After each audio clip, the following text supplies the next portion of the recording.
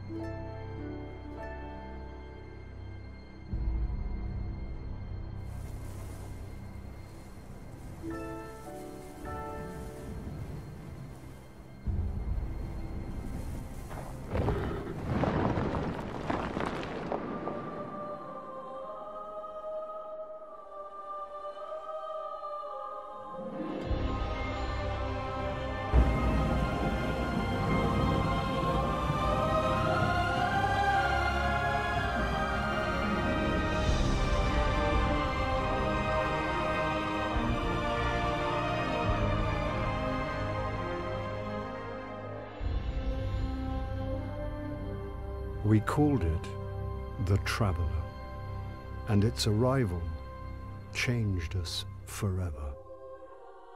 Great cities were built on Mars and Venus. Mercury became a garden world. Human lifespan tripled. It was a time of miracles. We stared out at the galaxy and knew that it was our destiny to walk in the light of other stars.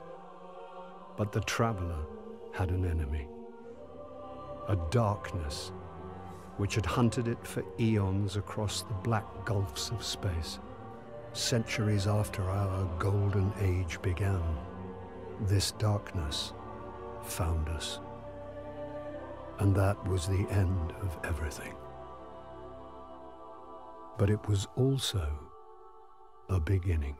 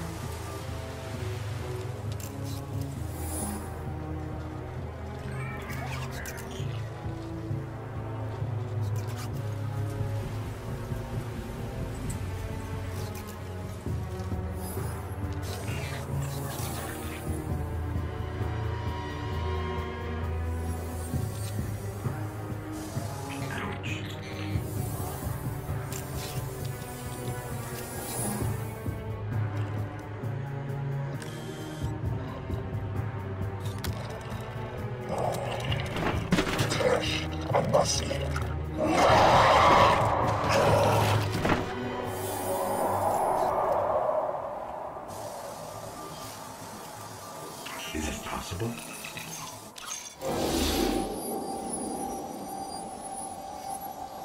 There you are.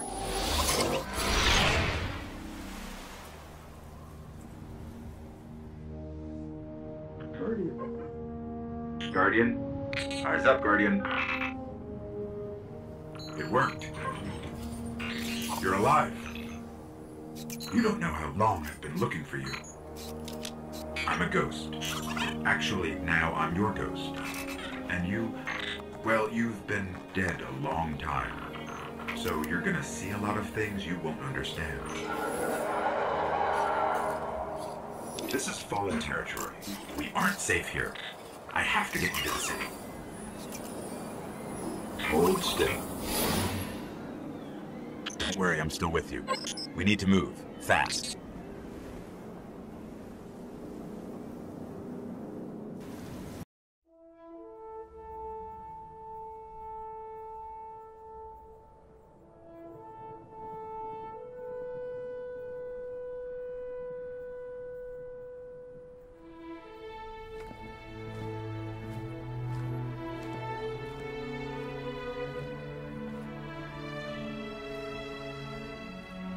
There was a time when we were much more powerful.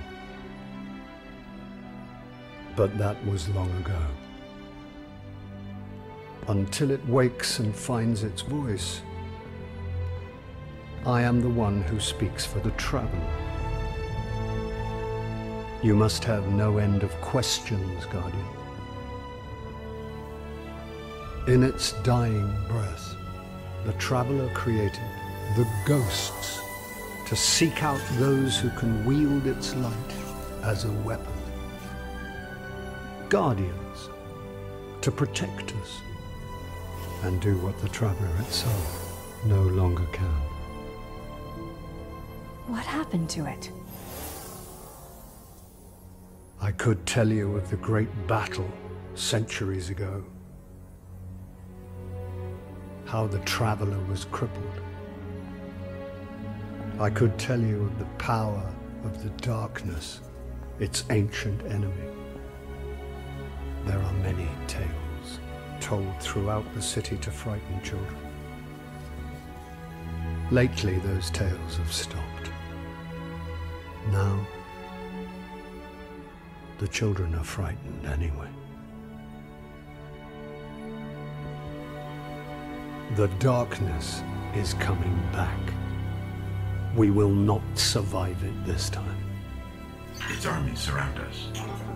The Fallen are just the beginning. What can I do? You must push back the darkness. Guardians are fighting on Earth and beyond. Join them. Your ghost will guide you. I only hope he chose wisely.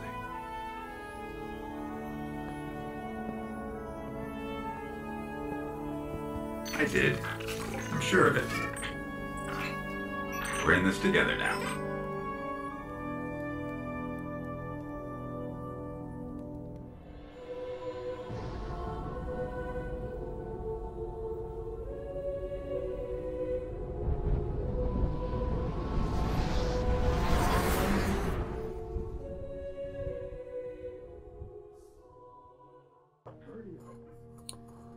And we're back again, Guardians. That was something special, wasn't it? So, we know a little bit about who we are and why we're here. We're a Guardian that's been resurrected after being dead for an age, and our robotic companion, voiced by Peter Dinklage, is here to fill us in on the centuries of history that have passed. The design of the environments also helped to fill in the gap with a mixture of modern day, near future and golden age ruins making up the landscapes we explore. I get a real sense that history has happened on the soil and in the buildings that we roam. A special mention goes to the design of the skyboxes. There's a real sense of scale and grandeur, and they're a work of art in themselves. Before we set out on fulfilling our destiny and becoming legend, we need to decide what class we're going to be. There's Titan, Hunter and Warlock, which are sci-fi equivalents of Warrior, Rogue and Mage for anyone who's used to fantasy class systems and MMOs.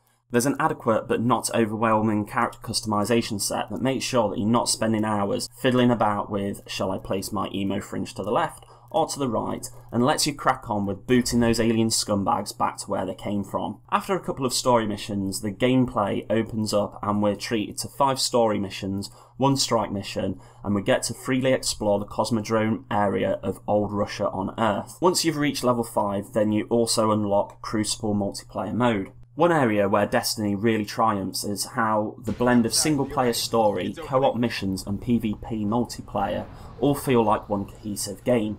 This bucks the trend of most first-person shooters that have a single-player campaign that plays out more like an interactive movie, and then the multiplayer is loosely related to the setting and aesthetic of the single-player. For the cooperative side of things, there's a number of ways that we can team up with our friends. You can either take on story mode together, you can play strike missions, which require up to 3 guardians and are much like playing a dungeon on an MMO, and they'll typically take up to about an hour. The most intriguing mode that Bungie have hinted at, but not shown much actual gameplay of yet, is raids. What we do know is that these are part of Destiny's endgame. They are long missions that take several hours and aren't for the faint-hearted.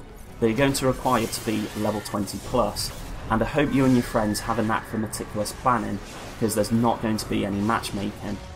Luke Smith from Bungie had this to say to IGN: "The activity is going to take you and your group of 5 buddies into a place that you've never been, a place that you will return to frequently, and demand of you things you've never really been asked to do in a shooter before." They're certainly playing the cards close to their chest here. I'm hoping that perhaps we'll see behind the curtain at Gamescom, but if Bungie keeps this mode behind closed doors until release, I'll be more than happy. The main draw for this mode is that it'll cough up some of the more rare, legendary and exotic items in the game. On that note, I love that our unlocks from the story, strike and raid missions carry over to the multiplayer and vice versa. I'll be honest with you, I really struggled with the Crucible to begin with, but once I started climbing that learning curve, I found it incredibly satisfying. The main multiplayer mode that was available for the beta, Dead Sectors, would balance out the differences between higher level weapons and lower level weapons to achieve parity and only keep the slightest of advantages. However, for a limited time, the Iron Banner opened up, which was an exotic and legendary weapons free-for-all. There was no balancing, so it gave us Guardians a chance to show off our finest and deadliest weapons and flashiest armour. So that just about covers the major points and first impressions that I took away from the beta. I don't think it's really right to talk about any concerns that I may have right now, because this is only a slice of the pie. I trust that Bungie are going to deliver on this game, and it'll keep me coming back for multiple playthroughs, playing different classes, subclasses and loadouts. I don't have any concerns about the longevity of Destiny at this point. I think we live in a spoilsome culture where it seems like people want to know every single detail about the game before it's released. There's already been hundreds, maybe thousands of hours of videos being made agonising over every single detail we know, and people getting all anxious about how long they'll keep playing it for. My answer to that is that Halo fans played those games for years after release. Bungie have said that each major location in Destiny is about the same size as Halo Reach. That sounds like it's shaping up to be a pretty big game to me. If I get 30 hours out of the main story, excluding all the strikes, raids and side missions, then I'll feel like I've got my money's worth here. Even if it falls short of that, the replay value of this game is going to be so great with the multiplayer and co-op modes. To give you some idea, I put 500 hours into Battlefield 3.